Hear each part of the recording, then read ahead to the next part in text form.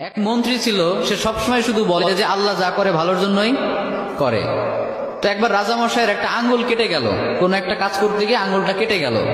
ওই টাইমে মন্ত্রী গিয়ে বলে, রাজামশাই মন খারাপ করবেন না, ডোন্ট বি আপসেট, আল্লাহ যা করে ভালোর জন্যই করে। এবার রাজামশাই তো রেগে গেছে যে এতদিন একা একা বকবক করতে কিছু বলি নাই, আমার আঙ্গুল কেটে গেল, এখানে ভালোর কি আছে? আচ্ছা, মন্ত্রীকে এবার বলতেছে, তো আল্লাহ যা করে ভালোর জন্যই করে, তাই না? বলে হ্যাঁ। তো ঠিক আছে, যা, তোরে আজকে থেকে আমি জেলখানায় ঢুকিয়ে দিলাম। আল্লাহ যা করে ভালোর জন্যই করে, তার মানে জেলে যাওয়াটাও তোর জন্য ভালো। ঠিক আছে, যা, তোর মন্ত্রিত্বও কেড়ে নিলাম, জেলখানায় ঢুকিয়ে দিলাম। মন্ত্রী এবারও বলে, সমস্যা নাই, আল্লাহ যা করে ভালোর জন্যই করে। তো এবার রাজামশাই আরেকটু রেগে গেছে যে পানিশমেন্ট দিতে চাইলাম, উল্টা দিকে আমাকে নিয়ে ঠাট্টা করে, ভালো লাগতেছে না, কি করবে? রেগে মেগে কয়েকটা লোক নিয়ে, তার সাঙ্গপাঙ্গ যারা আছে ওদেরকে নিয়ে জঙ্গলে চলে গেছে শিকার করার জন্য। কি করার জন্য? পশু শিকার করার জন্য। তো পশু শিকার করছে করছে, ইন দ্য মিন টাইম কয়েকটা লোক তাদের উপর হামলা করলো। এরা হলো জঙ্গলি মানুষ, এদেরকে কি বলে? জঙ্গলি মানুষ, বুঝতে পারছেন? মানে এরা জঙ্গলি, ওদের উপর হামলা। এই হামলা দেখে বাকি যারা ছিল রাজামশাই বাদে সবগুলো ভৌদৌড়, এক ধরে পলাই। চাচা আপন প্রাণ বাঁচা, নিজে বাঁচলে বাপের নাম, রাজামশাই মরলে মরুক, আমরা বাঁচি। আর রাজামশাই তো সুখে শান্তিতে বসবাস, দৌড়ানোর প্র্যাকটিস নাই। ওই আল্লাহর বান্দা একটু দৌড় দিতে না দিতে ধরা পড়ে গেছে। আর অন্যদের তো হেঁটে দৌড়ে অভ্যাস আছে, ওরা পালিয়ে গেছে। এখন রাজামশাইকে সবাই ধরে নিয়ে চলে গেছে এক জায়গায়। আসলে রাজামশাইকে তারা নিয়ে গিয়েছে জবাই করার জন্য। কি করার জন্য? তাদের বিশ্বাস মতে প্রত্যেকটা বছর তারা তাদের দেবদেবীর উদ্দেশ্যে একটা করে মানুষ উৎসর্গ করে।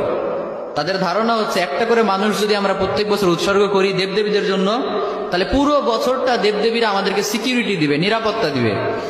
তো ওই কারণে রাজামশাইকে নিয়ে গিয়েছে, শুয়ে দিয়েছে, জবাই করবে। এখন যেই না জবাই করতে যাবে, ইন দ্য মিন টাইম একজন চিৎকার করে উঠে বলে, স্টপ, থামো, একে দিয়ে হবে না। কেন, কি সমস্যা? বলে, খেয়াল করে দেখো, এর একটা আঙ্গুল কাটা। সুবহানাল্লাহ পড়বেন না?